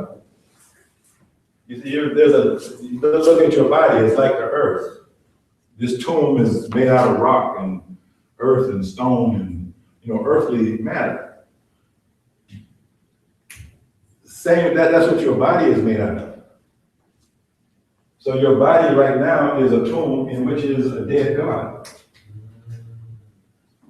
Not really dead, but a sleeping God. As though he were dead. So then the question is, will angels come and roll the stone away so the dead God can emerge? See, there's a block that's preventing the dead God from emerging. So could that happen, or will that happen? And how will it happen? 1, 2, is your hand up? You just made the point, and I heard a lot, you said that 1,000, the day of the Lord is 1,000 years, so a night would be 1,000 divided by 20. And that gives us 41. Why would you say that? Well, let me see. Why would you divide by 12? A night, okay, by 24, a day. Well, I'm giving it 6 hours a day and 6 hours a night. So I'm saying. But no, if a day, how long is a day? 24 hours. So 12 hours a night, 12 hours a day, right? Right, so 1,000 divided by 12 gives 24. 41.6. It would be by 24. By 24 would be 83.3. Why would you do that? Well, you said overnight, so basically when you talk. Oh, about- that's just a slang expression. I don't mean literally overnight. That means a quick period of time. The message is set yourself in heaven overnight. Or at Well, I once. think that's right, because when you look at like 1933 and you add 41.6, it takes you to 1975. So basically, he did ascend in overnight. So how many years is it from 1975 to 2015? That's 40. 40? Isn't it? So are you talking about a 40-year cycle? Well, I was just going by a period of 24 hours, a day. Yeah, but is it a cycle? It ends up being 40 years. Probably, yes. Okay, what happened? Okay, if you said it's a cycle of 40 years, and 2015 is 40 years, and then 40 years earlier, 1975. What was 40 years before that? 1935. 1935. What happened in 1935? That's basketball. Okay, is that a cycle? It seems like every 40 years, somebody disappears. Or ascends, or whatever it's referred to. So if our descent was due to our lack of following the commandments, our ascent is going to be due to progressively and actively every individual person following the commandments more. But wouldn't that be a more efficient way than pointing out each individual problem? Because we're following the commandments fully. Everything else should be atoned for on its own, right? No. If is murder a sin? Yeah. Okay, suppose I kill somebody. Okay, how do I reset that? So that they're not dead now. Kill myself. Well, all right. See, so there's some things, it's not just a matter of, oh, I'm not gonna kill anybody anymore. From now on, I'm going straight. I'm not gonna kill anybody. Well, what about the people you already killed? So there has to be an atonement that covers that. Because you messed up some families, you destroyed some lives. So how are you gonna fix that? Also, like, what about self-defense? You kill someone that was trying to take your life and you took them out, they took you out, and you have to account for things like that as well. I don't. Well, is killing in self-defense, is that lawful? Yeah. Yeah. Now, there'll probably be some points of view that say, no, it's not, you should, Just say killing is killing. I'm sorry. How do you justify it? Because there's some people look like, well, killing is killing. Yeah, so what was Abel's response to Cain? I'd rather you kill me, than blood be on your hand than on mine. Yeah, he didn't defend himself. He said, if you want to kill me, kill me. But your sin is going to be on your head, not on mine. But self-defense would have been a better option. I don't know if that's just how it works, where someone's about to kill you and I'm like, whether you do it than I do it to you. Well, That's not even- okay, so then you have Adam and Eve, and they have two sons. The son that survived was murdered. Does that have anything to do with all of this? It's religious corruption. You get to go on happily ever after. So maybe what we should do is charge Abel with a violation of divine law, since he didn't defend himself against a murder. Then he died, he's off the scene, you don't have to worry about the murderer, but how about all the rest of us? If he had taken care of the business back there at the beginning, we wouldn't have all these murderers running around now. So maybe what we need is to unlearn some stuff. Where somebody thought that was holy to not kill Cain. What's holy about that?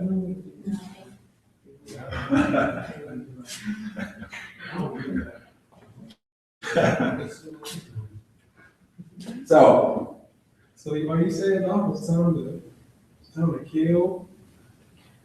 I'm just asking you, I'm the facilitator, I just ask questions. My job is to ask questions. You have to answer me. I have no answers. Well, we go with religion, I mean, we ain't got, you know.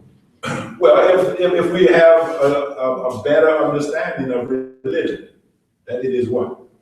Your nature. Your nature. So now what does your nature tell you if somebody comes after you to kill you? You kill them, that's your nature. So in other words, Abel was being untrue to his nature.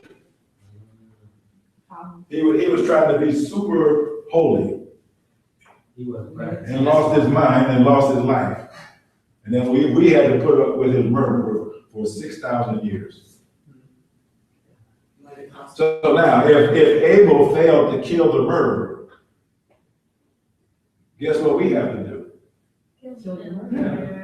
Only they just one now. How many is it? What is the population of the colored man? Why does Muhammad, enemy Muslim, murder the devil? Now, you know your lessons, right? Okay, well, what do you think that means? It's time to, if you want to have one. Now, if you're like Abel, you are passive, you are apathetic, you are totally unrealistic, caught up in some kind of religious mysticism that allows you to consent to your own demise and think as you are dying that you are doing something magnificent and holy that is pleasing in the sight of God and man. When in fact, what you're being is a big fool. So when you call Abel a big fool, you're doggone right. If he was here right now, I'd slap him. That's just a punk anyhow, isn't it? That's what you do with punks, you slap him. Well, you think he's gonna fight me back? He wouldn't fight Kay. I ain't even threatening to kill him. That's a punk. And because he was a punk, now we faced with all of this. And all the rest of them too. They had a chance to kill him and they didn't do it. Instead of killing them, they ran them up into the hills and caves out of Europe. Trying to put a cover on them. Bad solution. Wrong solution. They tried, it didn't work. Now we got to clean up their mess. We could try the same old solutions, but that would fit the definition of insanity, wouldn't it?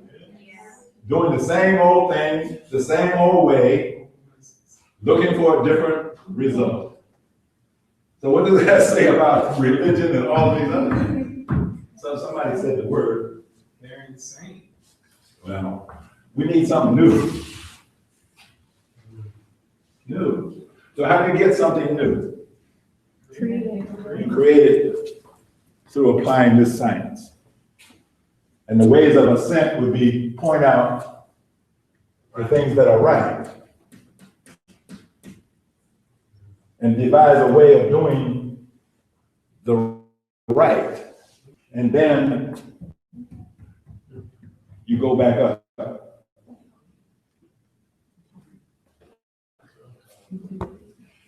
So,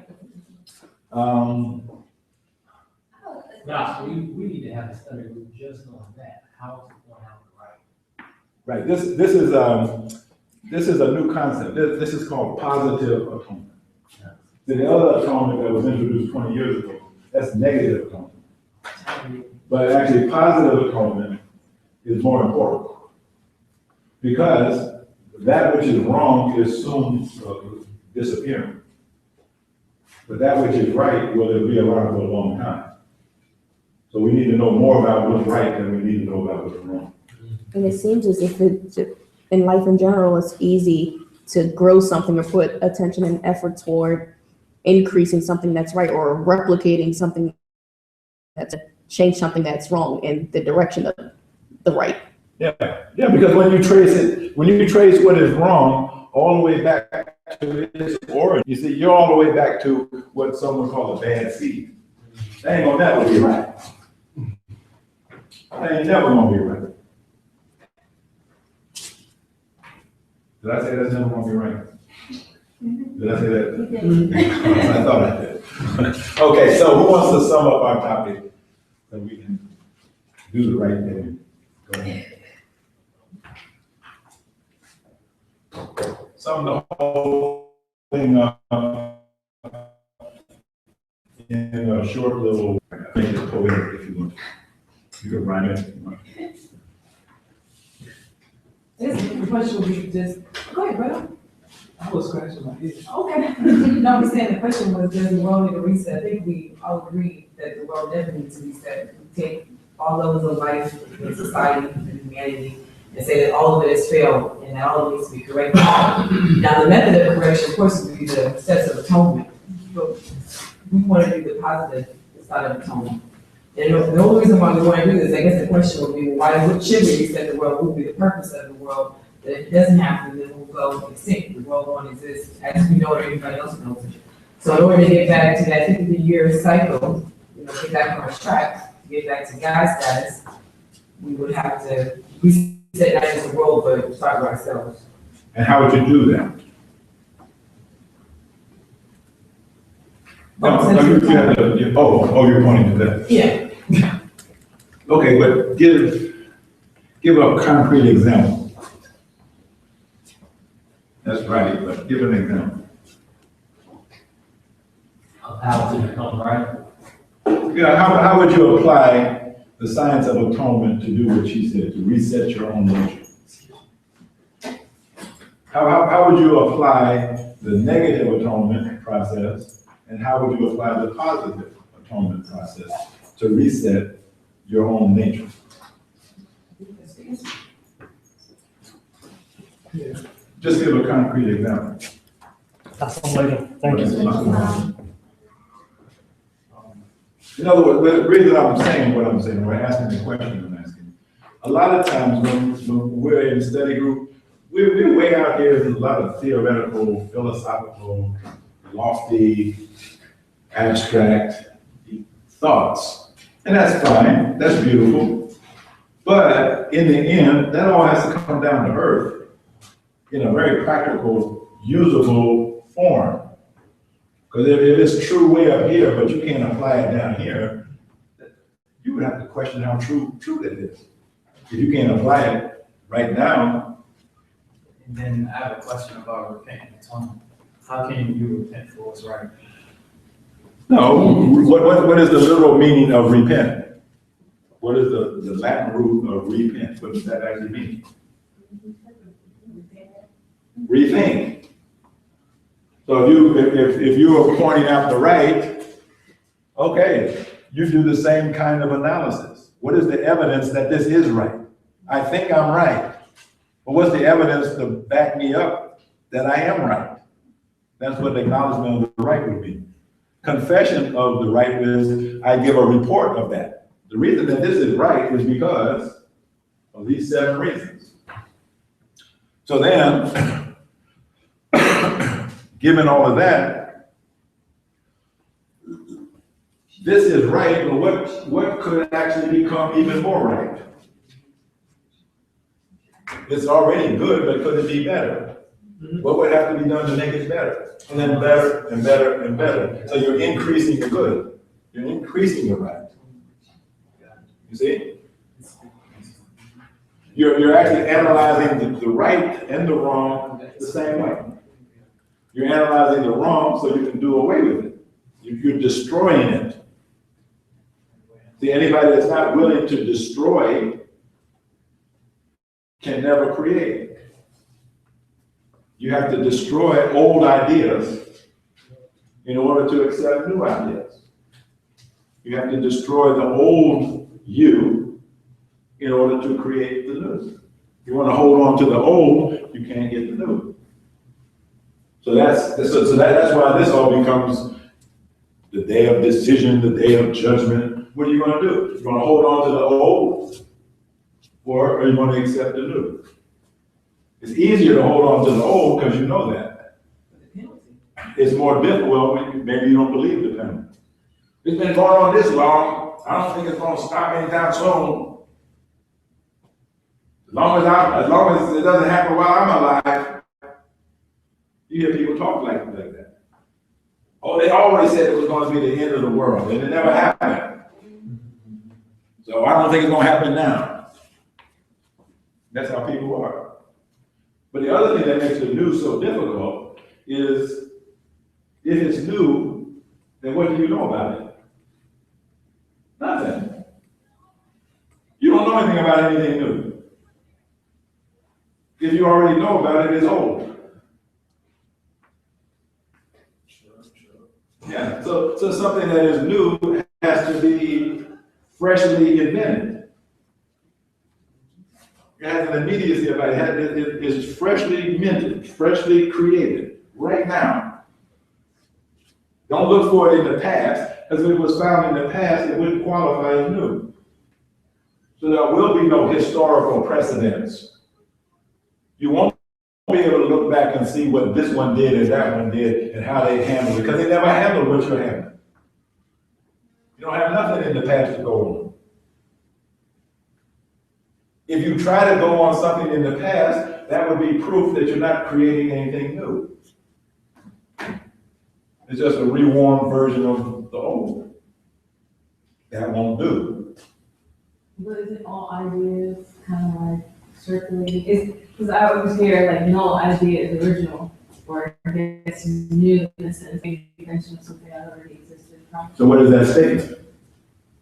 What is that statement? What is the purpose of that statement? No, I'm saying, so really. No, what is the purpose of the statement? Would we be creating anything new, or would we just be reinventing? Wait. What would be the purpose of me telling you that there is no possibility for you to come up with an original thought? No, don't finish. I'm asking a question. Kind of like stifling?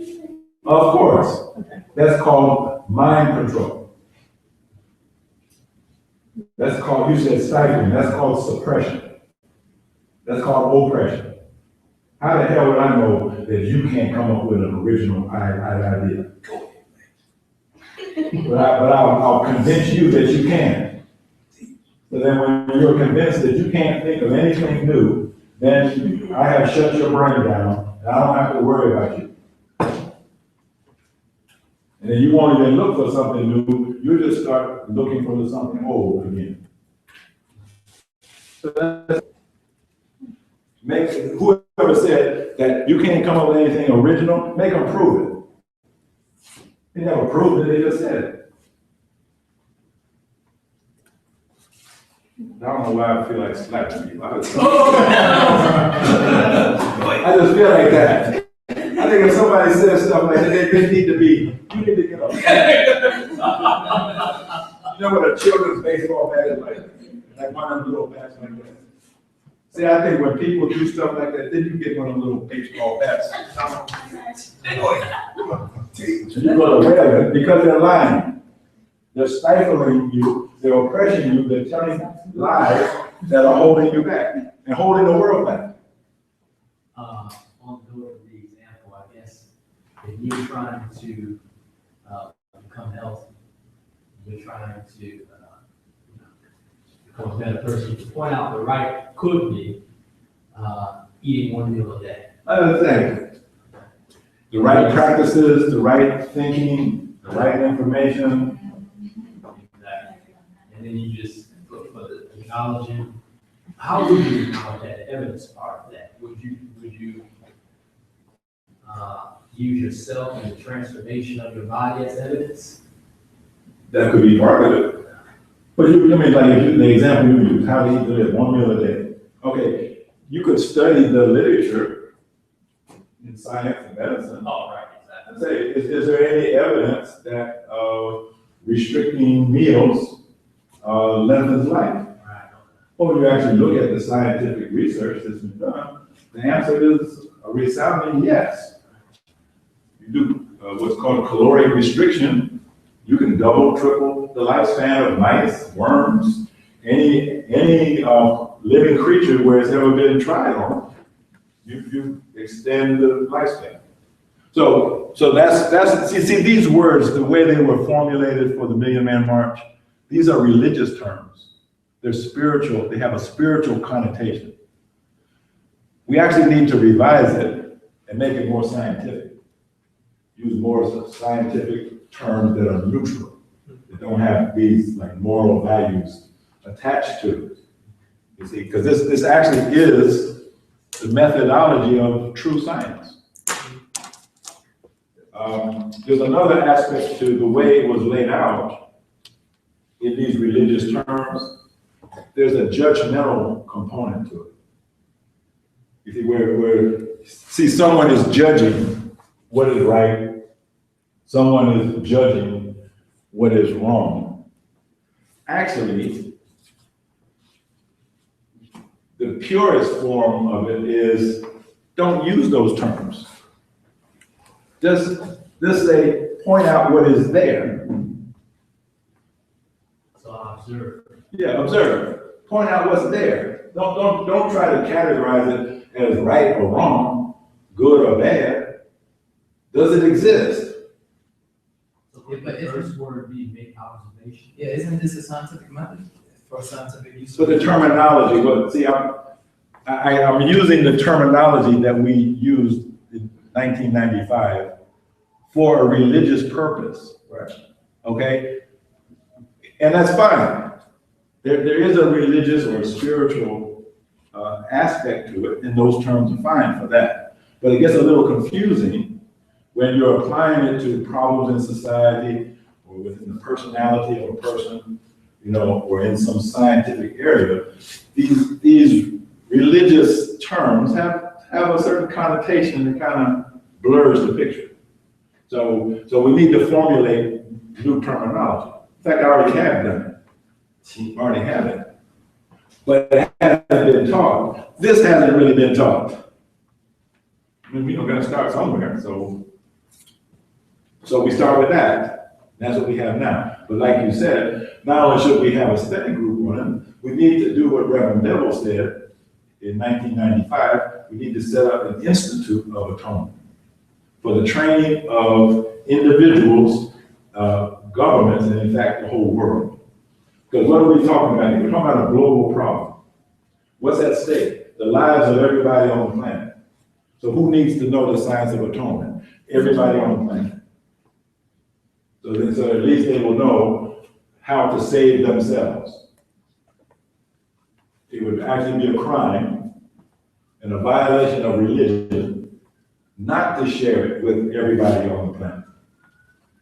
Because then they would die and their blood would be on your hands because you did not give them the key, or let's put it, you did not show them where the reset button was and how to push it. Okay? Anything else? Any other comments, questions, observations, jokes? I was thinking, oh, I'm afraid of you. No.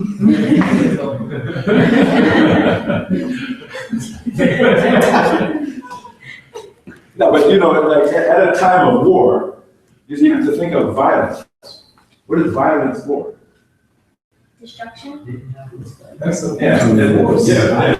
Kill something. The war, the object of war is to kill so many of your enemies that they stop fighting you. That's what war is for. So now, you live in a world that is fighting you. So the Honorable Elijah Muhammad says, never be the aggressor, but if you are attacked, then you are to fight with those who fight with you. When you have a whole world that is waging a world war against you. Now the question is, are you going to be like Abel and not fight back? Are you going to be like Jesus and pray for them? They don't know what they do for you. Or are you going to fight back? See, the Christians don't like Muhammad because they said Muhammad was also a soldier. Yeah, he was a preacher, but he also had a sword. And when it was time to go to war, he picked up a sword and he killed people. He didn't tell others to go out and kill somebody. No, he led the charge. You see, that's a warrior problem. That wasn't just a little namby-pamby, mild, meek, humble, little murder victim. You can set yourself up to be a murder victim. Yeah, hands up, don't shoot. Yeah, I mean, you know, there's a what's the martyr complex? What's the martyr complex? Die for a good cause. Like die for a cause, be remembered. Yeah, that's. But what is the complex? Jesus. What is the complex of? You want it so that you can be remembered. Yeah, it's an ego trip. That's all about death. I want to die, and I want to die in such a way that I will live forever. It's kind of psycho, isn't it? And then you set it up so that happens, so that somebody actually kills you. See, I wonder if Tupac had a martyr complex. It's Abraham Lincoln. Yeah, and he set it up. So then when what happens, oh yeah, why did that happen? Because he set it up. Hmm? And when people say all these men, it's the things they said. I mean, he knew what he said. Yeah, so the martyr complex is, again, an escape route for holy people. It's how holy people escape their responsibilities. So instead of fighting for what's right, it's how I'd rather die. It's a choice. I don't think it's the best one, but it's a choice. So, any other comments, questions, observations? Thank you.